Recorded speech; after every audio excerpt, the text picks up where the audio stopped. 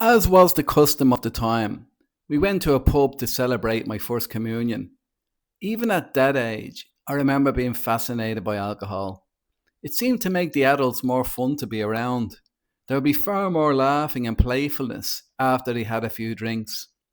At age 7, there was no alcohol for me, but what I did do was pretend to be drinking, and I started to feel the effects. I became more relaxed, more confident, and more fun too, and I hadn't touched a drop. Alcohol works by changing our perception. It creates a sense of relaxation and it can disarm our habitual thinking patterns. When it works well, we feel more comfortable in our own skin, more comfortable around other people, and the world just appears a whole lot more fun. But we don't require alcohol to experience any of these things because they are only shifts in perception.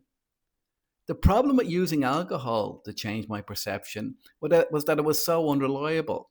Sure, a few drinks could turn me into a social butterfly, but as time went on, I became increasingly argumentative and obnoxious. There was also the problem of tolerance.